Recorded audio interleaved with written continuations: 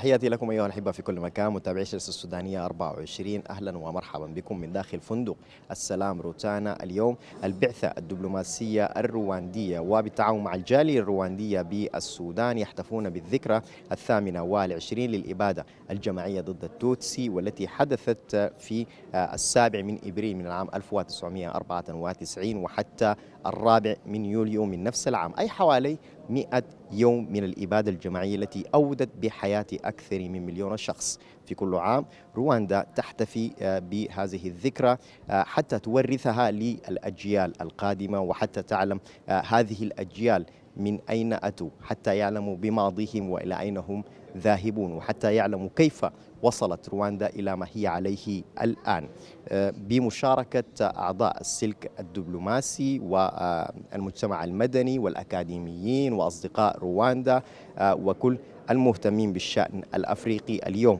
حضور في هذه الذكرى متابعة طيبة، فأهلا بكم.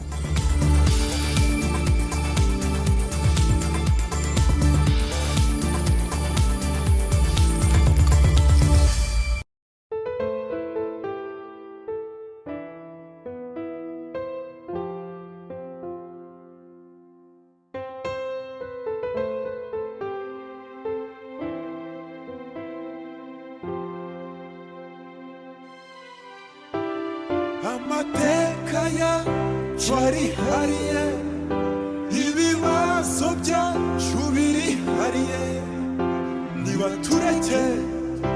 nibatureke jenoside yadusigiye isomo.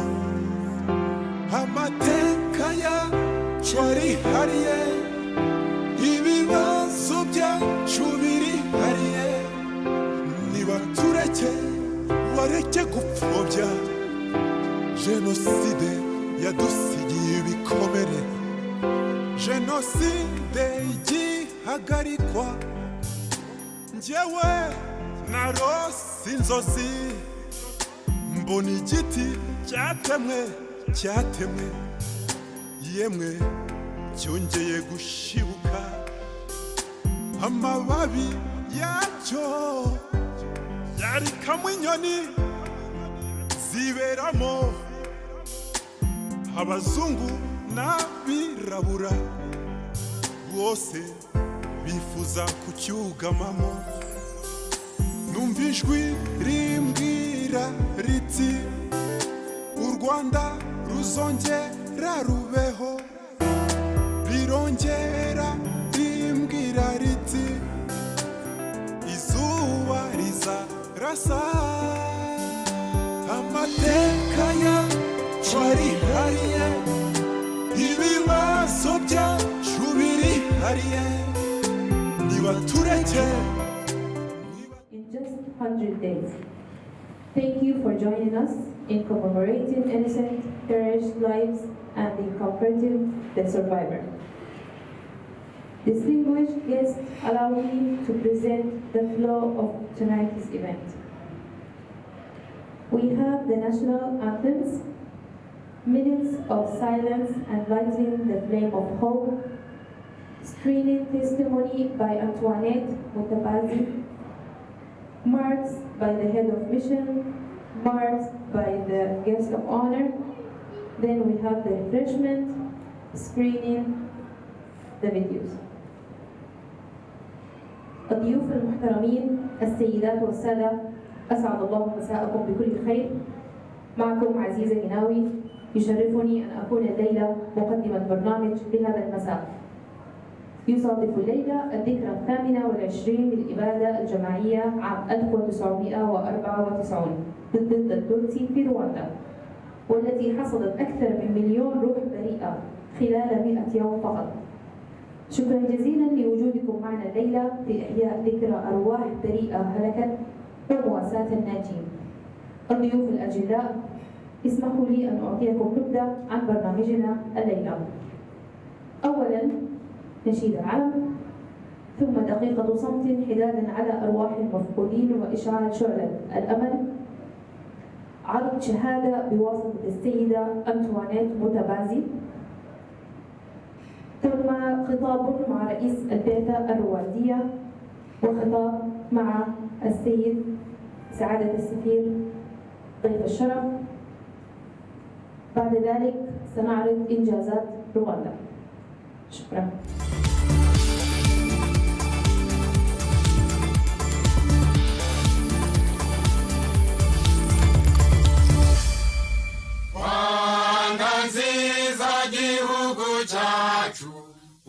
imisozi ibiyaga n'ibirunga ngo byiduhetse nahoranisha reka tukurate tukuvuge ibigwi wowe tubumbiye hamwe twese abanyarwanda uko watubyaye berwa sugira singizwa iteka komeza imihigo Rwanda dukunda tuhagurukiye kukwitangira ngo amahoro asabe mu bagutuye wishyire wizane muri byose urangwe n'ishyakutera imbere uhari umubano n'amahanga yose maze ijambo ryawe riguhe ijambo. نحن جند الله جند الوطن ادعى داعي الفداء لن نخن نتحدى الموت عند المحن نشتري المجد بأغلى ثمن هذه الأرض لنا فليعش سوداننا علما بين الأمم يا بني السودان هذا رمزكم يحمل العتق ويحمي أرضكم.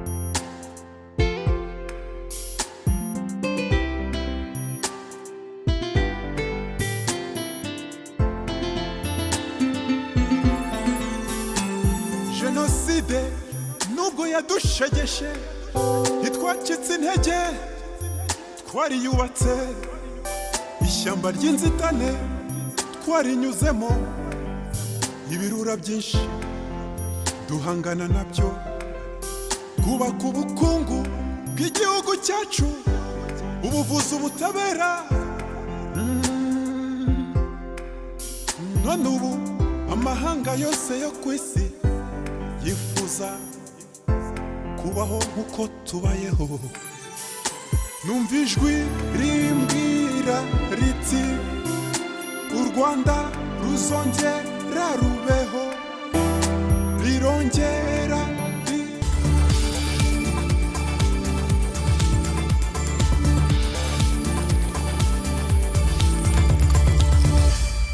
Guest of honor, Excellencies, Ambassadors, heads of regional and international organizations, distinguished ladies and gentlemen, good evening. It is a great honor for me to welcome you all to the 28th commemoration of the 1994 genocide against Tutsi in Rwanda. Many thanks to the guest of honor, Ambassador Erezin Ibrahim Hussein, the Acting Director General of the Department of Africa at the Ministry of Foreign Affairs in the Sudan. We thank you for gracing this occasion. Thanks to your excellencies, members of the diplomatic corps, friends of Rwanda, and fellow Rwandan nationals for joining us today. As we all know, 7th of April each year, Rwandans and the international community commemorate the 1994 genocide against Tutsi. Indeed, UN General Assembly Decision 72/550 of 26 January 2018 designates 7th April as an International Day of Reflection on the 1994 genocide against Tutsi in Rwanda. Relatedly, African Union Decision Assembly African Union or AU Decision 695 of July 2018 designates 7th April as the African Union Day of Commemoration of the Genocide against Tutsi in Rwanda. Given that 7th April was in the period of Holy Ramadan, we here in the Sudan as a diplomatic mission chose to have this event today.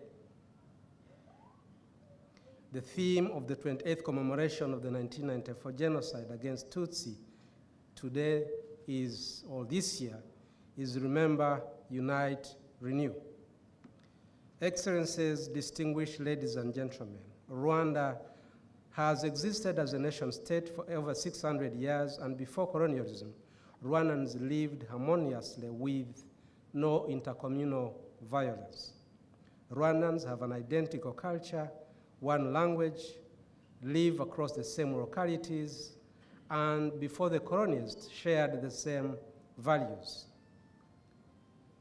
The colonial policy of divide and rule, however, divided Rwandans into ethnic groups of Twa, Hutu, and Tutsi, which initially were social classes, with fluidity where individuals moved across classes based on changes in one's wealth status. In escalation, in 1957, the colonial administration sponsored the drafting and adoption of what was named the Hutu Manifesto. This manifesto was founded on an ideology of hate and discrimination against Tutsi. It stood for total monopolization of the social, political, and economic spheres of the country by the Hutu.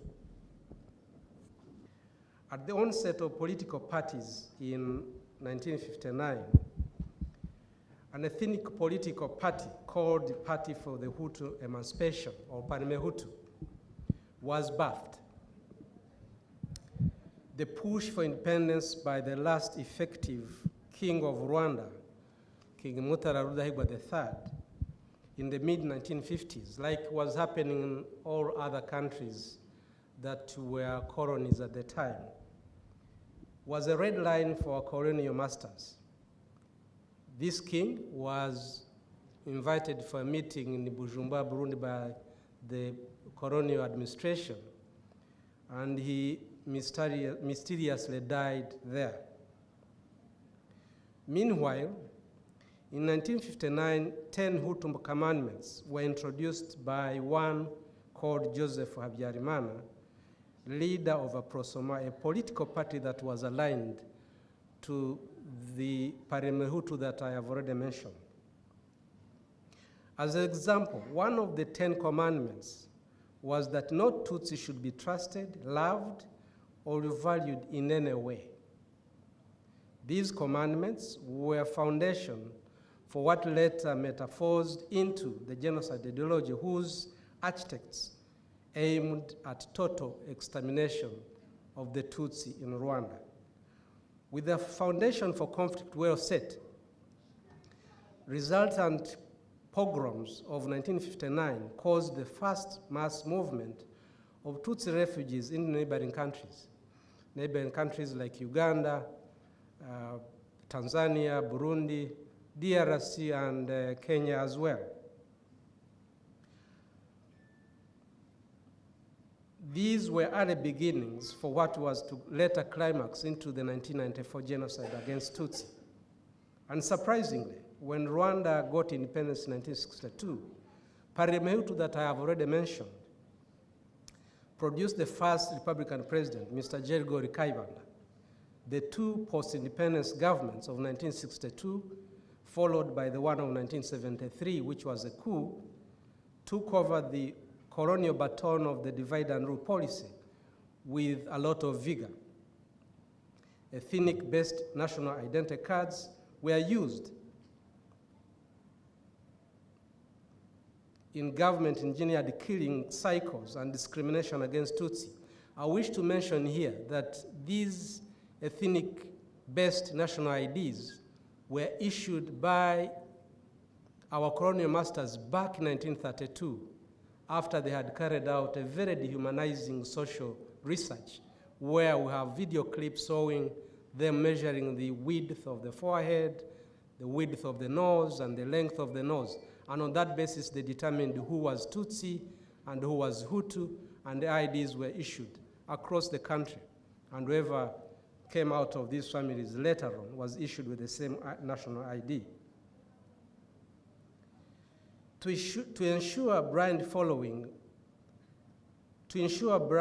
mass following, Rwandans were kept ignorant by limiting their access to education and exposure to the outside world. This was done by the post-independence republics, the two that I have mentioned. Access to quality education was a preserve of leaders' children that benefited from scholarships in some European countries. Getting travel documents was a big favor. Rwanda was an extremely closed society. The periodical killings of Tutsi and dehumanization that spanned over 3 decades, with no consequences from the international community, groomed impunity to dangerous levels. Consequently, by 1990, planning and preparation for total extermination of Tutsi began. Within 100 days from 7th April to 4th July 1994, over 1 million innocent souls were butchered. Tutsi women were not only killed, but sexually and brutally humiliated. I think the testimony speaks volumes. The 1994 genocide will forever remain the darkest chapter of Rwanda's history. Excellencies, distinguished ladies and gentlemen, evidence for prior planning of the genocide include: 1, recruitment, training, and arming of Interahamwe militia in 1992. 2, systematic spread of hate propaganda and dehumanization of Tutsi, calling them snakes, cockroaches, and all the worst you can think of.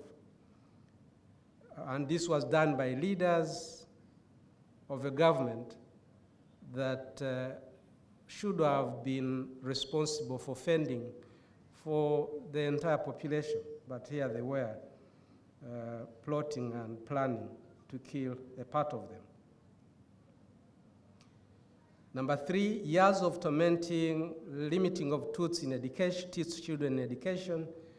They, across the country, would have roll calls in the morning, in classes, small children like the lady you saw giving a testimony, asking them to stand. Tutsis in this class, stand up.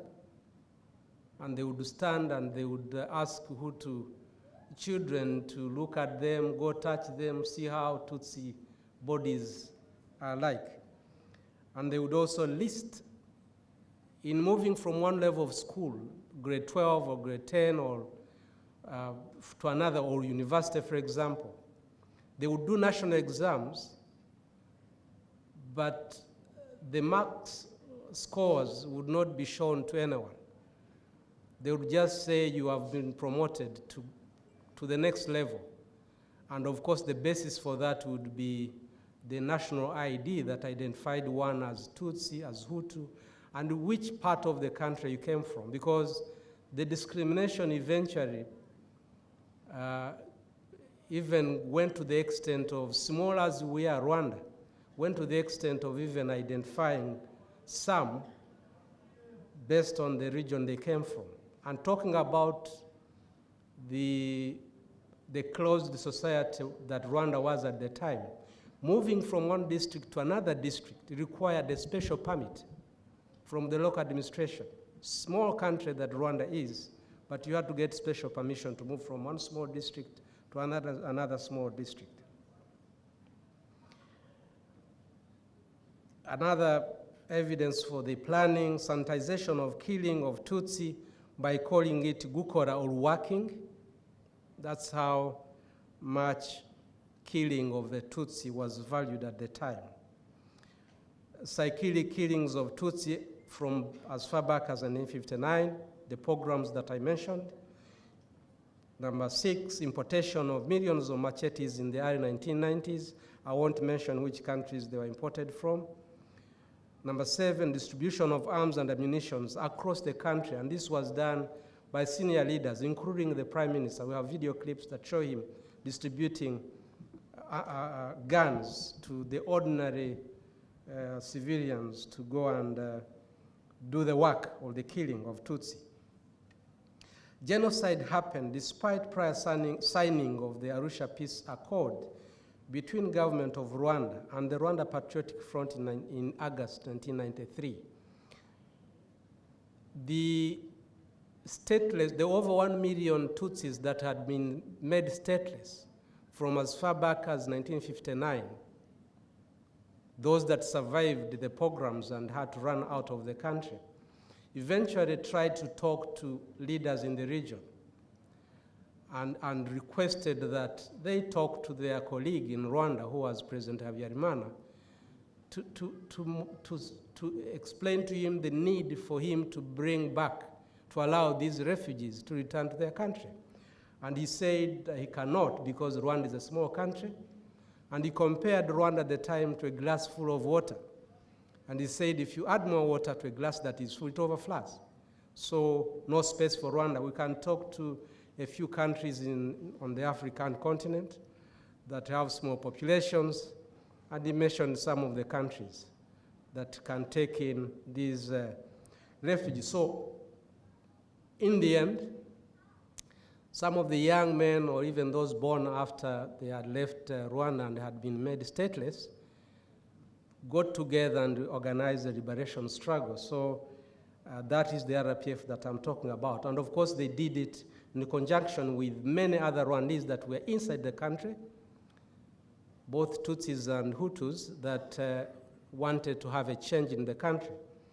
And these are the people that had signed the peace agreement, of course, out of pressure, military pressure, back in August 1993. The RPF had sent its officials to the capital, Kigali, in readiness for joining a power-sharing agreement. They were housed at the parliamentary building under protection of 600 RPF soldiers. However, prospects for RPF's joining of government caused internal fission in the regime owing to Hutu extremists who were incensed by that possibility. Notorious among these extremists was one Colonel Theoneste Bagosora, who at the time was a director of cabinet at the Ministry of Defense, who in protest to the peace accord signed in Arusha, like I said, declared, and I quote, that there would be an apocalypse in Rwanda. He said it in French. And of course, indeed, the apocalypse happened. When the genocide began in 1994, that was the very apocalypse he had talked about. He was, however, later in 2008, sentenced to 35 years by the International Criminal Tribunal for Rwanda that was sitting in Arusha at the time, and he died in prison in Mali last September.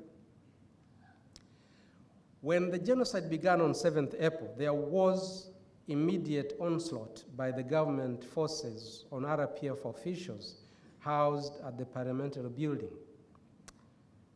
However, I must say that they were not successful in achieving the objective they had set for themselves. They were repulsed.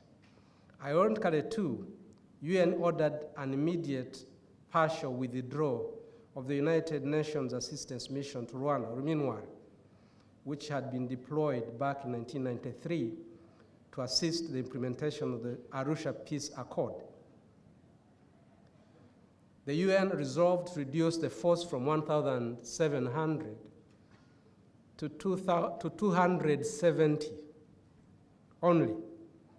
This number could only observe the carnage once the carnage started. Two European countries with forces in Rwanda at the time hurriedly exfiltrated expatriates for their safety when the genocide began. Amidst this rampage and carnage, with Tutsi left at their own peril and bloodletting all over the country, the RPF was left with no alternative but to launch a military campaign to try and stop the genocide, save lives and the country. This military campaign successfully ended the genocide through the liberation that took effect on 4th July 1994, ushering in a new chapter of sanity. Many of those involved in the liberation struggle paid the ultimate price. Their sacrifice was not in vain. We remember them with reverence. Excellencies, distinguished ladies and gentlemen, as we commemorate, this is a day we compare and contrast evil and a leadership that values human lives. It is a time we give commendation to the RPF young men and women led by His Excellency President Paul Kagame that took up the mantle of ending the genocide.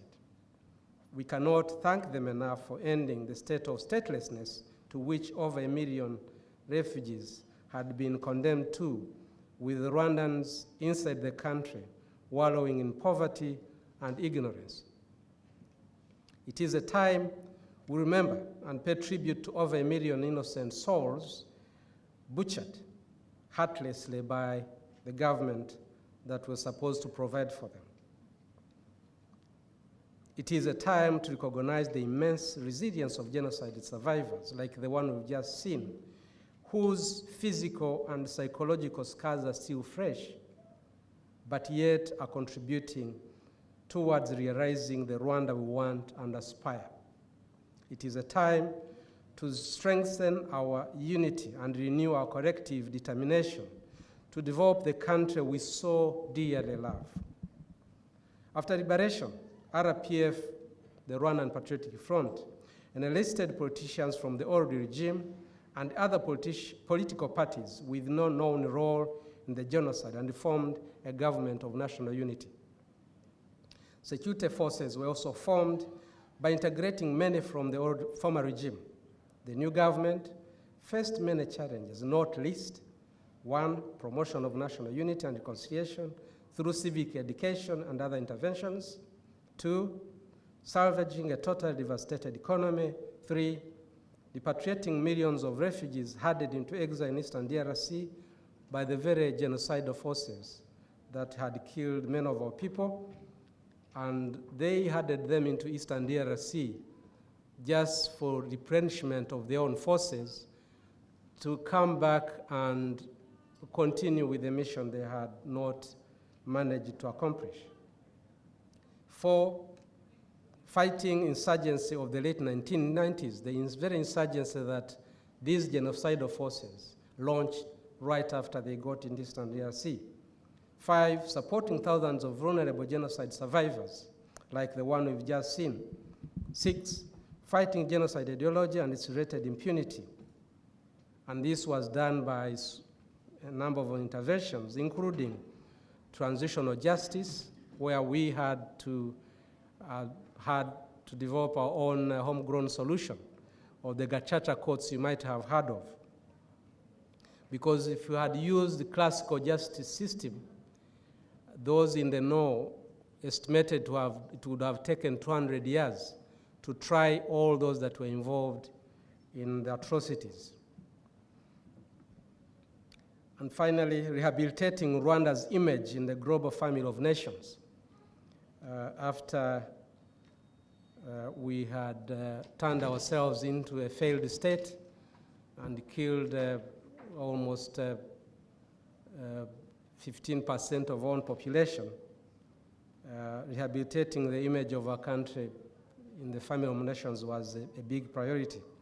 Excellencies, distinguished ladies and gentlemen, 28 years after the genocide perpetrated against Tutsi, Rwanda has been rebuilt beyond all expectations. The country is politically and socially stable, peaceful, and more prosperous than it has ever been. Though still work in progress, the country has made important strides on the path to unity, with collective identity no longer based on ethnicity, but on civic identity of all Rwandan citizens. Rwandan youth and women have been empowered to realize their full potential.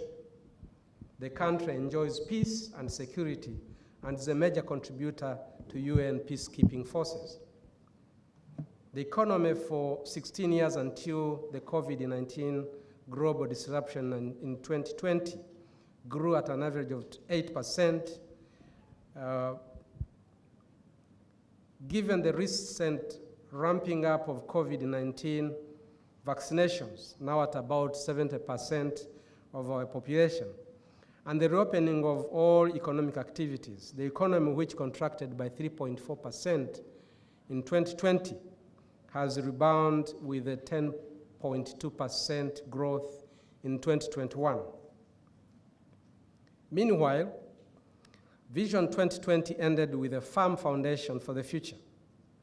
Its succeeding economic development blueprint, Vision 2050, aims to turn Rwanda into a middle-income country by the year 2035 and high-income country by the year 2050.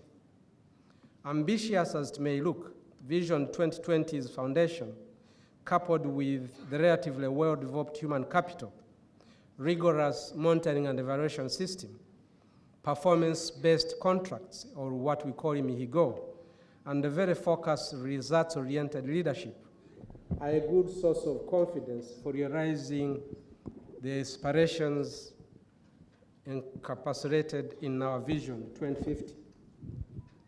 Moreover, with the now-end COVID-19 pandemic, the Commonwealth Heads of Government meeting will be held in Kigali this June after it was postponed twice.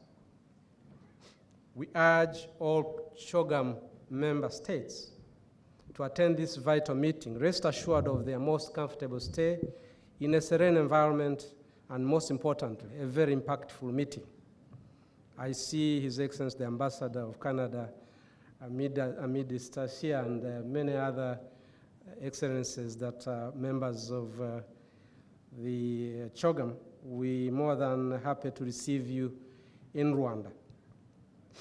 We are, in the meantime, thankful for the increasing number of countries contributing to fighting genocide-related impunity by apprehending genocide fugitives for trial.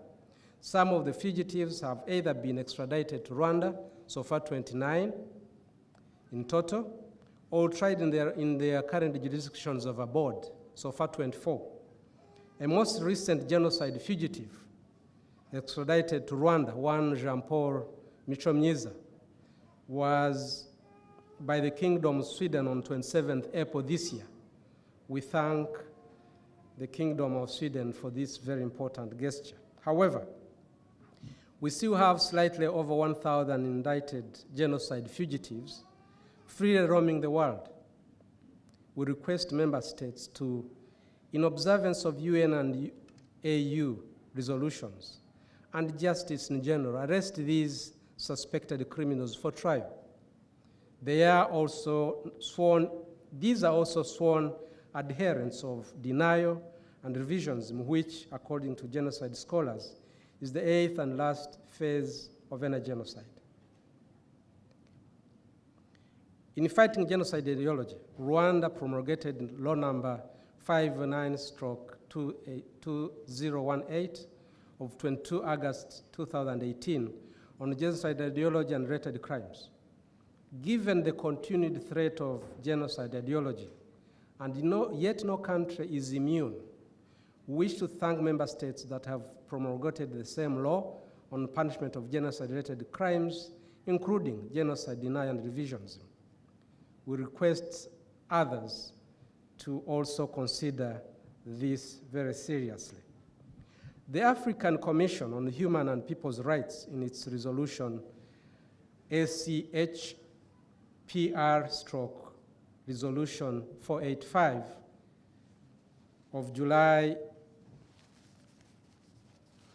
2021, urges member states to initiate efforts of addressing existing and emerging trends of denial and revisionism of the 1994 genocide against Tutsi in Rwanda. We urge other member states to initiate similar laws to actualize the never again that we, for humanity's sake, aspire to. In preservation of history and the memory of those lost in the 1994 genocide against Tutsi, government has initiated a process of registering 4 of its 172 genocide memorial sites that are scattered or dotted across the country. We have started the process of registering 4 of these on the UNESCO World Heritage List. The 4 genocide memorials are called Nyamata, Murambi, Bisesero, and Gisozi. I believe a number of you that have been to Rwanda probably have visited Kigali, the Gisozi one, the one that is located in Kigali. We request all member states to support this bona fide endeavor. I'm aware the guest of honor actually visited the Gisozi one that I have just mentioned. He had told me about it. We are meanwhile thankful to friends and development partners for support accorded to Rwanda's transformative journey thus far. Relatedly, I wish to take this opportunity to commend the people and government of the Republic of the Sudan for their continued friendship and cooperation. Our growing bilateral relationship is anchored in shared values as well as history, and is supported by signed memorandum of understanding and agreements in areas of mutual interest. Both countries belong to a number of regional and international organizations, among them the African Union, COMESA, African Continental Free Trade Area, and ICGLR, just to mention a few. It is against this background that Lieutenant General Jabil Ibrahim visited Rwanda on 30th March this year as a special envoy with a message from His Excellency President of the Sovereignty Council for my president. And I'm aware the guest of honor was part of that delegation. Meanwhile, with Rwanda's internationally acclaimed business environment, I wish to urge Sudan-based investors, and I'm sure we have some fairly good representation amidst us. I wish to urge Sudan-based investors and tourists to visit and explore the enormous opportunities offered by Rwanda for the mutual benefit of both countries and our peoples. Let me end my remarks with His Excellency President Paul Kagame's own words during the 27th commemoration of the 1994 genocide against Tutsi. And I quote, "Rwanda may not yet be wealthy or fully healthy, and we have vulnerabilities and limitations like any country, but we also know how to deal with our problems."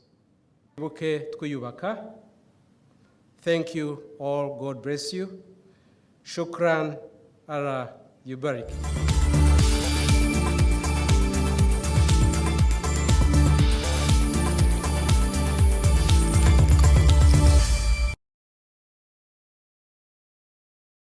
عادة السيد الرئيس البعثة الدبلوماسية الرواندية المعتمدة لدى الخرطوم، السادة أصحاب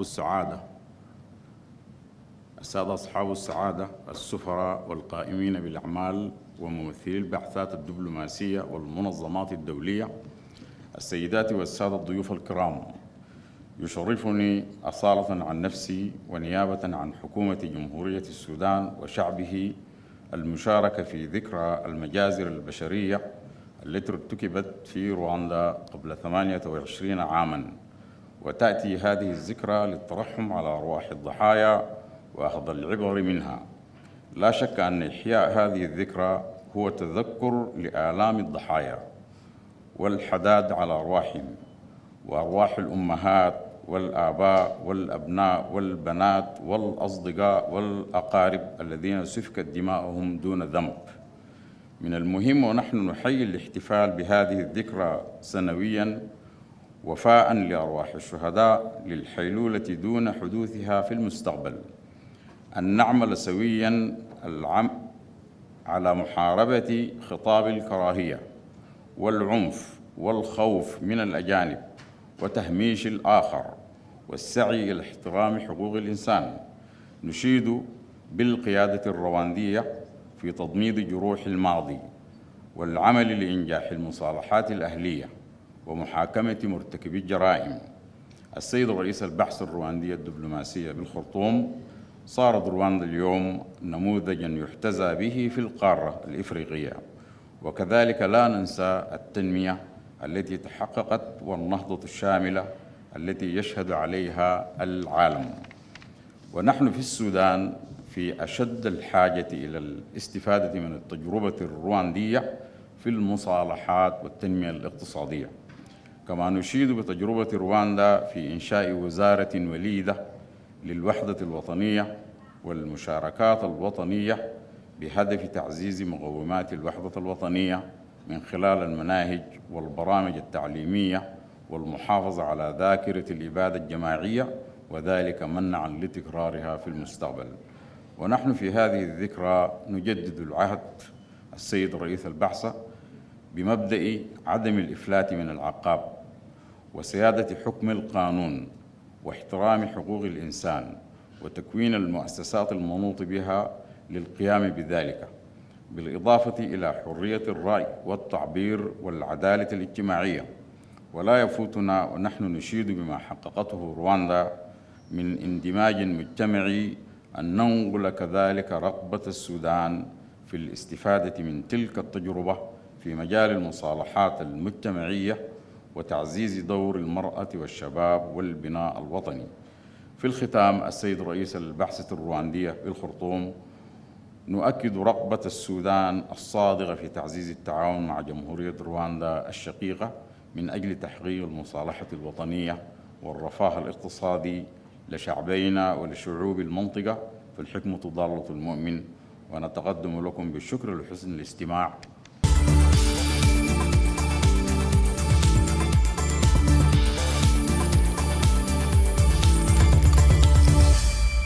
To a journey to discover how Kigali became the cleanest city in Africa. At first glimpse, Rwanda's capital is a model African country. Clean, organized, beautiful. But Kigali hasn't always been the cleanest city in Africa. A lot of restructuring and planning was put to give the city its current status. Kigali is the capital and largest city of Rwanda. It is near the nation's geographic center. The city has been Rwanda's economic, cultural, and transport hub since it became the capital at independence in 1962. The city of Kigali was founded in 1907 by German administrator and explorer Richard Kent. Rwanda and neighboring Burundi had been assigned to Germany by the Berlin Conference of 1884. Germany established a presence in the country in 1897 with the formation of an alliance with the king, Yuhi the Fig Musinga. Kent arrived in 1899, exploring Lake Kivu and searching for the source of the River Nile. When Germany decided in 1907 to separate the administration of Rwanda from that of Burundi, Kent was appointed as the country's first resident. He chose to make his headquarters in Kigali due to its central location in the country, and also because the area afforded good views and security. Kent built himself a house in Nyarungenge, the first European-style house in the city of Kigali, which remains in use today as the Kent House Museum of National History. Despite a German ordinance written in 1905, which prohibited non-indigenous natives from entering Rwanda, Kent began permitting the entry of Indian traders in 1908, which allowed commercial activity to begin in Rwanda in 1908. The first businesses were established in Kigali that year by Greek and Indian merchants, with assistance from Baganda and Swahili people. Items traded included clothes and beads. However, commercial activity was limited and there were only around 30 firms in the city around 1914. Kent also opened government-run schools in Kigali, which began educating Tutsi students. Kigali became the capital upon Rwanda's independence in 1962. Butare, a prominent city in Rwanda at the time, was initially the leading contender to be the capital of the new independent nation, but Kigali was chosen because of its more central location. The city grew slowly during the following decades, but retained a small town feel with just 25,000 people and 5 paved roads by the early 1970s. During the 1994 Rwandan the few infrastructural development that had started in Kigali were halted and a lot of properties were destroyed. Prior to becoming the president of Rwanda, Pastor Bizimungu, who was the then president of Rwanda, had already begun the reconstruction of the city of Kigali before his resignation.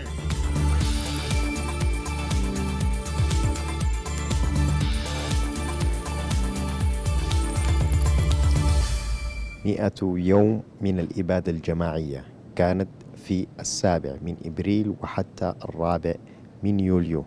إذن هي 100 يوم من الإبادة الجماعية التي أودت بحياة أكثر من 1,000,000 شخص. في كل عام رواندا تتذكر وتحيي هذه الذكرى للإبادة الجماعية ضد التوتسي. كانت هي الفترة الأكثر إظلاما في تاريخ رواندا، واليوم رواندا ازدهرت وهي تتذكر هذا الماضي حتى تحتفظ به الأجيال القادمة. شكرا لكل من تابع هذه المساحة، في أمان الله.